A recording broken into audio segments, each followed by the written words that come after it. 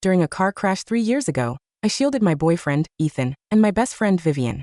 That crash left me in a vegetative state. Fortunately, they stayed by my side and took care of me. 3 years later, I finally woke up. But through my blurry vision, I heard Ethan say, "Chloe, I know you're in pain.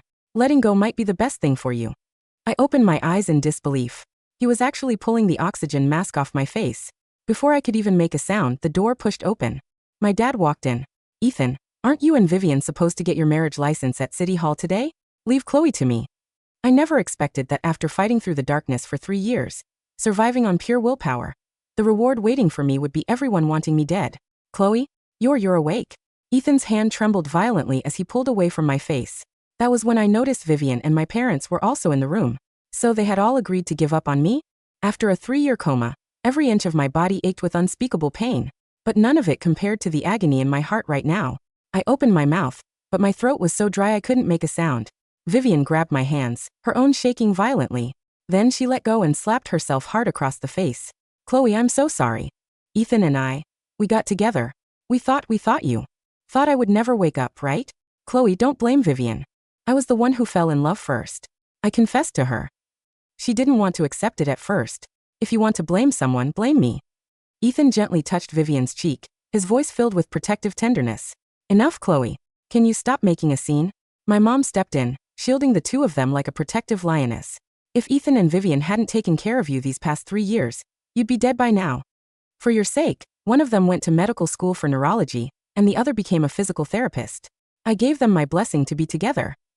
My mom stood in front of them, defensive. But I hadn't even done anything. I had just opened my eyes. Was that making a scene? Tears slipped silently from the corners of my eyes. I never imagined that after fighting so hard in the dark for 3 years, this was the reality awaiting my return. "Mom, it's not Chloe's fault," Vivian said, stepping out from behind my mother. Her face was wet with tears, and she looked at Ethan with deep reluctance. My breath caught. She called her mom so naturally, as if she had done it thousands of times. In these 3 years, Ethan had become her fiancé, and my mother had become hers too? Now that she's awake, everything should go back to the way it was.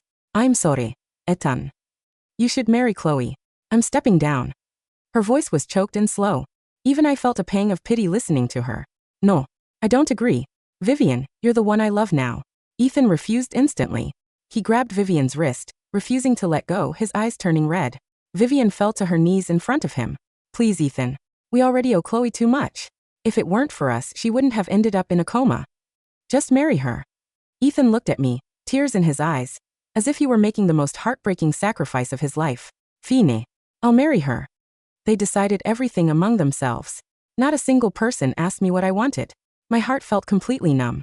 My breathing turned shallow and rapid, and the heart monitor suddenly began to beep frantically. As the medical staff rushed in and wheeled me away, I couldn't see if they followed. All I knew was that by the time all the tests were done, the waiting area outside was completely empty. The doctor sighed and wheeled me back.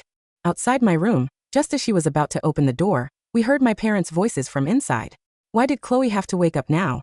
The medical bills from these past 3 years have left us drowned in debt. The future rehab costs are going to be astronomical. Honey, It's not your fault.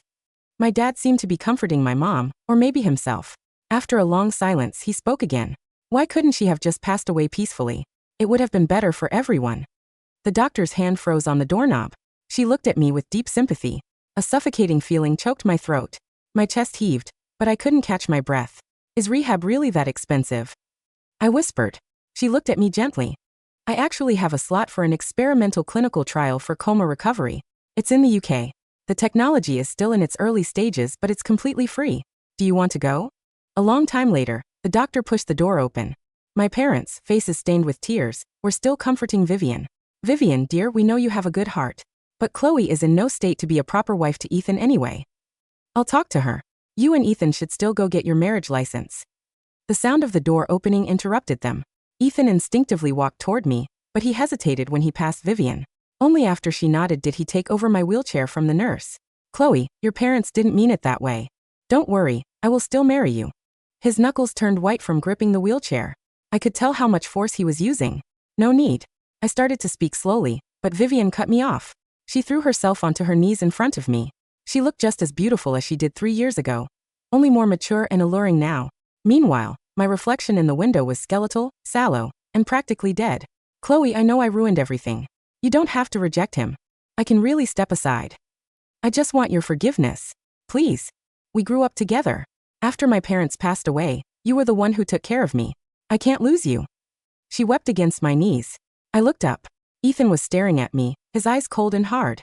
I said I would marry you. We'll go back to how things were. Just do it so she doesn't feel so guilty. I don't forgive you, I said, cutting Ethan off. Vivian's crying stopped instantly. One of her hands instinctively rested on her stomach. I understand. Before we could process what that gesture meant, Vivian turned and ran out of the room. Ethan's face darkened. He grabbed my chin, forcing me to look at him. Chloe. Vivian literally got down on her knees to beg for your forgiveness. What more do you want? She gave up her own dreams to study physical therapy just to take care of you these past 3 years. Yes, we fell in love. But she's willing to step aside, and I'm willing to marry you. When are you going to stop throwing this tantrum? I looked at his familiar face. It was still handsome. To them, these 3 years were a painful, agonizing trial. But to me, it felt like I had just taken a long nap. I woke up to find my best friend and my boyfriend together. How was I supposed to just forgive that? My jaw burned from his grip. Ethan seemed to realize what he was doing and let go, his voice cracking. Chloe, I wish I was the one in that wheelchair right now. Anything would be better than being tortured by you like this. My body couldn't stop shaking. I felt like a criminal, standing trial under the accusations of Ethan and my parents. The interrogation only stopped when Ethan's phone buzzed with a Snapchat notification. He glanced at his phone, and his grip suddenly tightened around my wrist. Chloe, do you have any idea what you've done? Vivian just went to get an abortion. Now my baby is gone. Are you happy now? My eyes widened in disbelief. They even had a baby? It had only been 3 years. They weren't just getting a marriage license. They were sleeping together. Yet they showed absolutely no remorse in front of me. A sudden wave of nausea hit me. I felt like throwing up, but neither of them noticed. Chloe, if you keep acting like this, I don't think I can bring myself to marry you anymore. With that, Ethan rushed out with my frantic parents to find Vivian, leaving me completely alone in the cold room. They had abandoned me. Again. I wiggled my fingers, looked at the nurse who came in for rounds, and whispered, "Please tell Dr. Carter. I want to go to that clinical trial in the UK. The sooner, the better." By the time they brought Vivian back, Dr. Carter had already given me the exact date. I was leaving in a month. Vivian's face was paper white, with tear tracks drying on her cheeks. Ethan claimed that Vivian's body was too weak after the abortion, so he put her in my comfortable private room bed, moving me to the stiff, uncomfortable pull-out cot beside it. My body was already aching all over, and after the bed swap, I couldn't sleep at all, night after night. They were too busy fussing over Vivian to care about me, even letting a male orderly give me my sponge baths. "Mom, please, can you ask for a female nurse?" Losing my privacy made me forget my pride. I cried and begged my mother, but she remained silent, carefully feeding Vivian chicken soup spoonful by spoonful. Ethan looked at me with a cold, detached expression. To medical professionals, gender doesn't matter. Besides, look at yourself. Do you really think anyone is looking at you like that?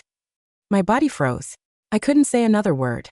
After the orderly left, I took my cracked, old phone from before the accident and tried to follow physical therapy videos. The shattered screen often sliced my fingertips. Without professional safety gear, my body was quickly covered in dark bruises from falling. "Chloe, are you really that desperate to marry me?" Ethan sneered as he tucked Vivian back into bed, turning to mock me. "Vivian already told me your self-rehab routine is completely wrong. Stop hurting yourself just to make us feel guilty. It's pathetic." Vivian always offered advice whenever I practiced, but her words did nothing but ruin my rhythm. I paused my movements and spoke softly. "Ethan, I told you. I have no intention of marrying you. I just want my dignity back. That's all." At first, he had felt a sliver of guilt toward me, but every time he instinctively tried to help, Vivian would look at him with such devastating heartbreak, threatening to discharge herself or move rooms. So now, all he felt for me was pure annoyance. "Vivian is discharged today. You're coming home too. You can take your time with rehab. Start thinking about your parents for once." He looked down, carefully helping Vivian put on her coat and shoes. I silently wrapped my cardigan around myself, letting the cold draft of the AC make my stiff joints throb. After a bumpy ride, we finally arrived home. My mom opened the door, her face lighting up when she saw Vivian and Ethan. But when she looked down at me, a flash of disgust crossed her eyes. "You both went through medical issues. Why do you look so filthy and neglected? Isn't the answer obvious?" Vivian was pampered and taken care of, while I, a newly awakened coma patient, was forced to fend for myself. Maybe out of a lingering speck of guilt, Ethan spoke up quietly. "Don't blame Chloe, Mrs. Bennett. Let's get inside. Vivian is still weak." Hearing that Vivian was weak, My mom immediately ushered her in, handing her a warm cup of ginger tea. I looked around the apartment, feeling completely disoriented. The wall where my academic certificates used to hang was now covered with Vivian and Ethan's engagement photos. My carefully nurtured plants on the balcony had been replaced by wedding decorations. The fruit bowl on the table was filled with Vivian's favorites, and even my old bedroom was cluttered with her things. This was no longer my home. I completely gave up. My home, my boyfriend, my parents, they all belong to Vivian now. Ethan, I can forgive Vivian. I can forgive you too. But I have one last request. I want you two to take me to the amusement park we were supposed to visit before the crash. I had 2 days left before my flight to the UK. This was my final wish. Under Vivian's persuasion, we set off for the amusement park early the next morning. In the car, I stared out the window. 3 years ago, on a sunny day just like this, we were driving to the park when a drunk driver swerved into our lane. To keep them from getting hit, I had steered hard to the right. Before I lost consciousness, Ethan and Vivian had risked their lives to drag me out of the burning car. Back then, Ethan had sobbed, "Chloe, I'll do whatever it takes to save you. Please don't leave me." But somewhere along the way, he had taken a detour. We arrived at the park. Ethan pushed my wheelchair in silence. Perhaps he was remembering that day too. I pulled up the itinerary I had made 3 years ago. Let's just follow this. Though I couldn't go on most of the rides, the classic photo spots were still there. I wrote on a wooden wishing plaque, "I wish for Chloe's complete recovery and health." It took me almost 10 minutes just to scribble those few words with my shaky hands. This stuff is fake anyway. Aren't you asking for too much? Ethan snatched it away impatiently, but he froze when he read the words. He hung it on the tree in silence. That boyfriend is so dedicated. His girlfriend is sick, and he still brought her out to have fun. Passers-by whispered. Hearing this, Vivian's eyes instantly welled with tears. Ethan immediately forgot about me and turned all his attention to comforting her. They didn't notice when my eyes fell on a dangling plaque nearby. The handwriting belonged to Vivian. "Chloe, we came to the amusement park for you. Please bless Ethan and Vivian so we can be together forever." A sharp pain pierced my heart. So, I was the only one who hadn't actually been to this park. This trip for 3 had always been my own lonely solo show. I took out a pen and quietly scribbled a few words on the back of their plaque. The next few spots were strictly for couples. Without me saying a word, Ethan naturally bypassed them. I lost all interest. The place I had sacrificed so much to visit was actually so incredibly boring. Finally, we reached the last stop. It was a couple's photo booth. Just as Ethan was about to walk past, a staff member came over holding a printed photo. "Mr. Hayes, happy wedding. You mentioned last time that you were marrying Miss Miller soon. Here's a little wedding gift from me." Ethan awkwardly took the photo. The smiles on their faces in the picture were blinding. They were so familiar with the staff. Who knew how many times they had been here without me? I let out a bitter laugh. "Let's go. I want to go home." "Chloe, that's enough." Vivian snatched the photo and ripped it to shreds. "I know you just want to make me feel guilty. Yes, Ethan and I came here before. I was wrong. I'm a terrible person, okay? But you had been in a coma for 2 years. Everyone said you were never waking up. I already agreed to back out. Why won't you just let us go?" She cried hysterically, looking as if she might faint. Ethan immediately wrapped his arms around her, turning to yell at me. "So this was your plan all along? You knew we had been here, and you dragged us back just to guilt-trip me into marrying you faster. Chloe, I never realized you could be so manipulative and cruel. I honestly regret saving you. Why couldn't you have just died in that hospital?" My heart seized violently. A wave of agonizing physical pain shot through my limbs. But he had already carried Vivian away, leaving me entirely alone in the crowd. Tears streamed down my face. I pulled out my phone and dialed Dr. Carter's number.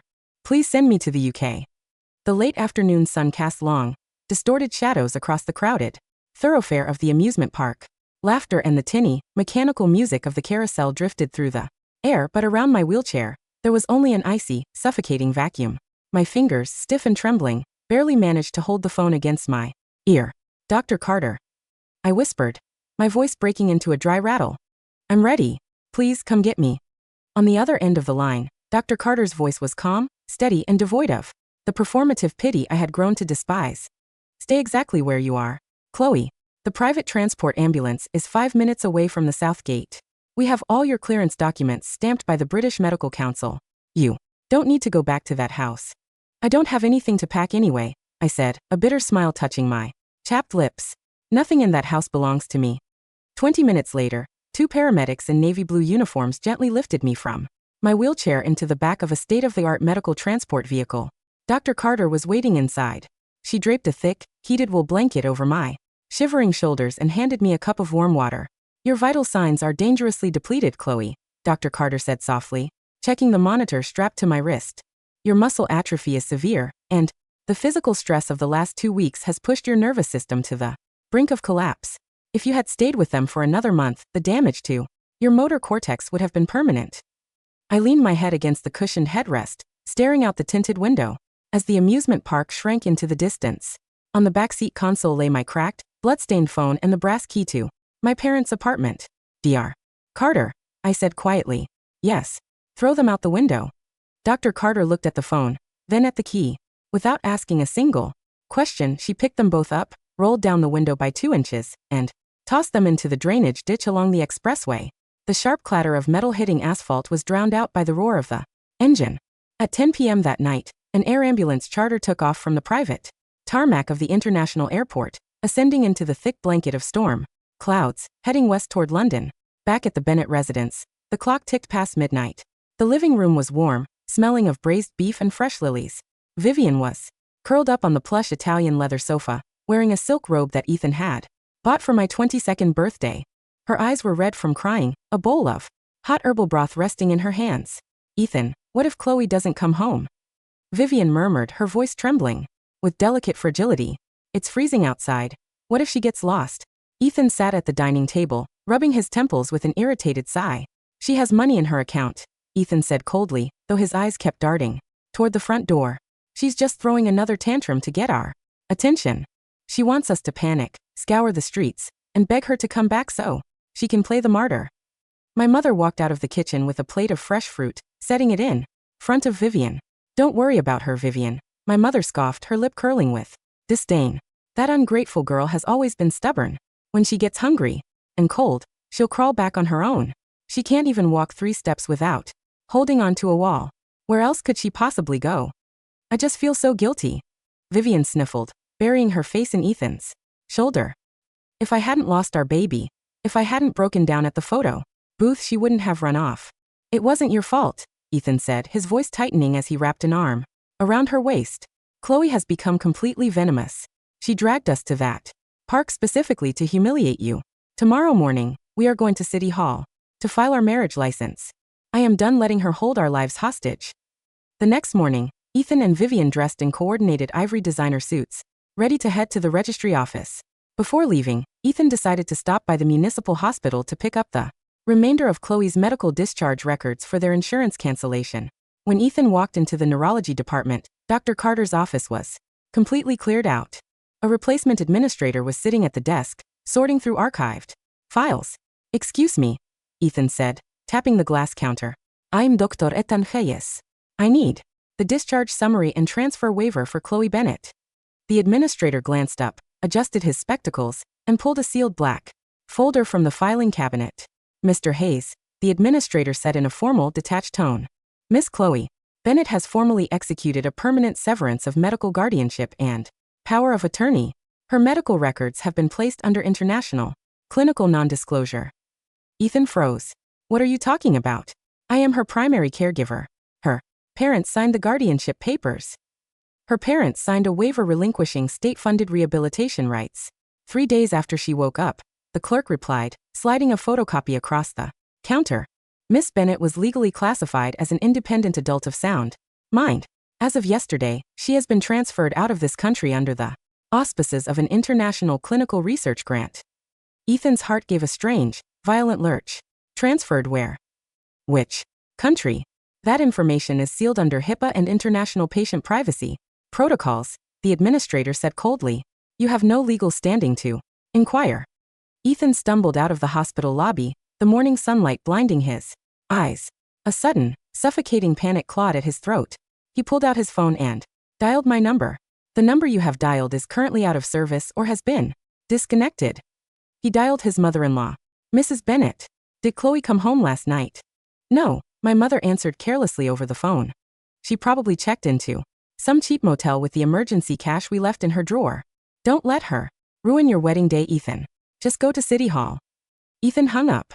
His hands were shaking so violently that he dropped his car keys onto the pavement. Without thinking, he got into his BMW and sped like a madman toward the amusement park. He ran through the south gates, pushing past tourists and families, sprinting all the way to the ancient oak tree adorned with thousands of wooden wishing plaques. His eyes scanned the branches frantically until he spotted the weathered red ribbon he had tied yesterday. He snatched the plaque down. On the front, his own handwriting was still visible, alongside Vivian's delicate cursive. Chloe, we came to the amusement park for you. Please bless Ethan and Vivian so we can be together forever. Ethan turned the plaque over. On the back, written in jagged, shaky strokes using a black ballpoint pen that had pressed so hard into the wood the grain was cracked, was my handwriting. I release you both to rot in each other's guilt. Do not look for me in this life or the next. The car crash was never an accident, Ethan. You were kissing Vivian in the driver's seat when you swerved into the truck. Ethan's breath hitched. The plaque slipped from his paralyzed fingers, clattering onto the cobblestone path. The color drained from his face until he looked like a walking corpse. The secret he had buried in the darkest corners of his mind. The truth about why the steering wheel had jerked, why the car had veered across the yellow line 3 years ago, had never been forgotten. Chloe had known all along. She had shielded them not out of blind romantic adoration, but out of a desperate, split-second instinct to survive their reckless stupidity. And for 3 long years, they had paraded around her bedside, playing the role of benevolent saviors, while they bled her life dry. Ethan fell to his knees in the dirt, clutching his chest, gasping for air as if the oxygen had been vacuumed straight out of the atmosphere. 2 years later, Oxford, England. The St. Jude Neuroregeneration Institute stood majestically amidst the manicured lawns and historic stone arches of the university campus. In the high-tech biomechanical laboratory on the 3rd floor, a woman stood before a set of parallel bars. I was wearing sleek black compression leggings and a fitted athletic top. My dark hair was tied into a high, practical ponytail. The skeletal, sallow invalid who had once wept on a hospital pull-out cot was entirely gone. Beneath my skin, healthy muscle tone had returned, sculpted by 18 months of rigorous, grueling rehabilitation, advanced electrical neurostimulation, and targeted stem cell therapy. Increased the resistance by 15%, Alistair, I said, my voice crisp, clear and commanding. Professor Alistair Ward, the world-renowned pioneer in neural interfacing, smiled from behind the glass monitoring console. You've already surpassed the clinical trial's 5-year recovery benchmark in 18 months, Dr. Bennett. Don't overexert your lumbar spine. A biomedical engineer who can't test her own neural exoskeleton isn't worthy of leading the project, I replied with a faint smirk. I stepped off the parallel bars. Without crutches. Without braces. My gait was steady, powerful, and completely balanced. Every step sent a thrill of electric triumph through my veins. For 2 years, I had endured the agony of muscle fibers tearing and rebuilding, of nerve endings burning like white-hot needles as they reconnected to my cerebral cortex. While Ethan and Vivian were playing house in the wreckage of my past, I was in the laboratory from dawn until midnight, co-authoring 16 international research papers on cognitive restoration and neural pathway synthesis. Dr. Carter walked into the laboratory, holding an embossed gold envelope. The invitation just arrived from the World Medical Association. Chloe, Dr. Carter said, her eyes shining with pride. The annual Global Neurology and Physical Rehabilitation Summit will be hosted next month. Where? I asked, wiping a bead of sweat from my brow with a white towel. In your hometown, Dr. Carter replied. The Metropolitan Grand Convention Center. You have been selected as the keynote plenary speaker to unveil the Genesis Neuroregeneration Matrix. I took the gold envelope, tracing the embossed lettering with my fingertips. 2 years. It was time to go home. The Grand Convention Center was packed with over 3,000 attendees, world-class neurosurgeons, hospital directors, venture capitalists, and international medical journalists. In the 4th row of the auditorium sat Ethan Hayes and Vivian Miller. The past 2 years had not been kind to them. Without Chloe to act as their shared scapegoat, their marriage had rapidly degenerated into a toxic, bitter battleground. Vivian's physical therapy clinic had been sued 3 times for malpractice due to her gross incompetence, resulting in the revocation of her operating license. To pay off her legal debts, she had forced Ethan to take out high-interest loans against his family home. Ethan's surgical career had completely stalled. Haunted by crippling insomnia and the phantom memory of pulling Chloe's oxygen mask, his hands had developed a fine, persistent tremor that barred him from performing complex microneurosurgery. He was now relegated to writing outpatient prescriptions at a second-rate community hospital. Beside them sat my parents, looking haggard, worn, and dressed in cheap, outdated suits. They had lost their retirement savings in Vivian's failed business ventures, and my father had suffered a mild stroke 6 months prior, leaving his left arm partially paralyzed. Ethan, Vivian whispered impatiently, nudging his elbow. Did you bring the clinical proposal? If we can secure a partnership with the Oxford Research delegation today, we can clear our bank debt by next quarter. Shut up, Vivian, Ethan muttered, his bloodshot eyes staring at the stage with dull exhaustion. The Oxford delegation doesn't meet with low-tier community doctors. We're lucky they even let us sit in the general audience. If it weren't for your useless tremor, we wouldn't be in this mess. Vivian hissed, her face contorting with venom. You promised me a life of prestige and now I'm dodging debt collectors every single week. Quiet.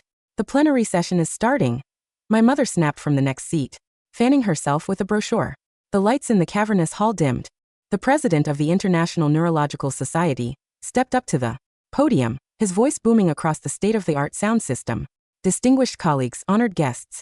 Today, we stand on the threshold of a new era in human medicine. For decades, prolonged vegetative states and catastrophic spinal trauma were considered irreversible death sentences. Today, we welcome the visionary scientist whose groundbreaking work has made the impossible a reality. The massive, 80-foot LED screen behind the podium illuminated with gold lettering. Oxford Institute of Neurological Restoration Principal Investigator, Dr. Chloe Bennett. The audience erupted into thunderous applause. In the fourth row, Ethan froze as if a bolt of lightning had struck him directly between the eyes. Vivian dropped her designer handbag onto the carpet. My parents gasped, their eyes bulging with sheer, petrified disbelief. The stage curtains parted. A woman walked out from the wings. I wore a bespoke, emerald green silk blazer over tailored black trousers, my high heels clicking with rhythmic, absolute authority against the polished stage floor. My skin was radiant, glowing under the spotlights, my posture straight, elegant and commanding. Not a single trace of the broken, skeletal girl from the hospital room remained. I stood before the podium, adjusted the microphone with steady, unbroken hands, and looked out over the sea of 3,000 people. My eyes swept across the front rows, locking directly onto Ethan's pale, curdled face. Good morning, colleagues, I said, my voice carrying smoothly across the hall. 2 years ago, I lay in a hospital bed in this very city, classified as an incurable vegetable. My attending physicians declared that my life was over, and those closest to me believed that letting go was the only practical choice. A murmur of curiosity rippled through the international press corps. I clicked the remote control in my hand. The presentation did not display scientific charts. Instead, the 80-foot screen split into 3 high-resolution panels. Panel 1. The security camera footage from the ICU room 2 years ago showing Ethan's trembling hand reaching down to disconnect my oxygen mask while my father stood by the door nodding in approval. Panel 2. The physical therapy logs signed by Vivian Miller, showing how she intentionally prescribed contraindicated joint rotations designed to cause permanent nerve calcification in my lower spine. Panel 3. The vehicle telemetry report from the fatal crash 3 years ago, proving that Ethan Hayes was operating the vehicle while distracted, leaning over into the passenger seat, causing the collision that put me in a coma. The auditorium plunged into a silence so violent it felt as though the roof had caved in. Reporters surged to their feet, cameras flashing frantically like a wall of lightning. What is the meaning of this? The chairman of the state medical licensing board stood up from the front row, his face red with outrage. Dr. Hayes, is this footage authentic? No. Turn it off. Turn that screen off right now.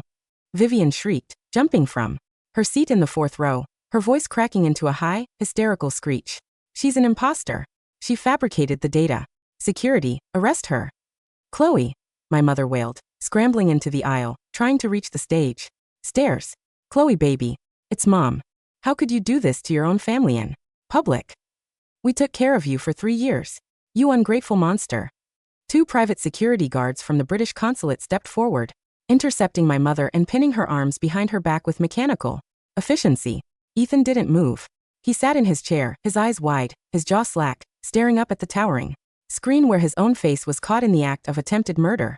I looked down from the podium, my voice steady, resonant, and ice-cold. The medical records, physical therapy logs, and dashcam telemetry have been formally submitted to the state prosecutor's office, the Federal Medical Ethics Board, and the Department of Justice, I announced into the microphone. Warrants have been issued as of 8 a.m. this morning.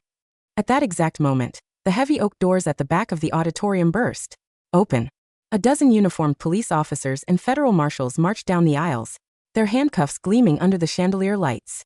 Ethan Hayes, Vivian Miller, Arthur Bennett, and Eleanor Bennett, the lead detective announced, holding up the signed arrest warrants. You are under arrest for attempted homicide, intentional medical malpractice resulting in grievous bodily harm, and grand financial fraud. Vivian began thrashing and screaming like a rabid animal as the steel handcuffs snapped around her wrists. Let go of me. Ethan forced me to do it. It was all Ethan's idea. He wanted her dead, so we could get married. Ethan didn't resist. As the officers pulled him from his seat, he looked up at the stage, tears streaming down his hollow, sunken cheeks, his lips trembling with a desperate, pathetic whimper.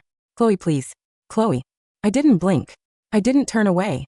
I looked straight through him, as if he were nothing more than a speck of dust, floating in the spotlight. Take them away, I said to the officers. 6 months later, the High Court handed down the final verdicts. Vivian Miller was sentenced to 12 years at the Women's Correctional Facility for aggravated medical assault, criminal negligence, and corporate embezzlement. Ethan Hayes was convicted of attempted murder and gross violation of medical ethics, stripped permanently of his medical license, and sentenced to 15 years in state prison. My parents were evicted from their home to satisfy the bankruptcy court's restitution orders, forced to live in a dilapidated, state-run assisted living facility on the outskirts of the industrial district. On a crisp, sunny autumn morning, I stood on the open observation deck of the international terminal at the airport. The wind was cool and fresh, carrying the scent of morning rain and open skies. Beside me stood Dr. Carter and Professor Ward, holding 2 travel cups of coffee. The European Commission just approved the €50 million grant for our Pediatric Neural Center in Geneva. Chloe, Professor Ward said, smiling warmly. The research aircraft leaves in 30 minutes. Are you ready to leave this city behind for good? Dr. Carter asked gently. I turned around, looking back one last time at the sprawling skyline beneath the morning clouds. The hospital where I was abandoned. The house where my existence was erased. The people who had wished for my death. All of it had shrunk into a tiny, distant speck on the horizon. I felt no pain. I felt no lingering hatred. I felt only the vast, boundless freedom of a woman who had fought her way out of the grave and rebuilt her life with her own hands. I'm ready, I smiled, tossing my empty coffee cup into the recycling bin. I turned my back on the past, stepped through the boarding gate, and walked with firm, graceful strides toward the sunlit sky.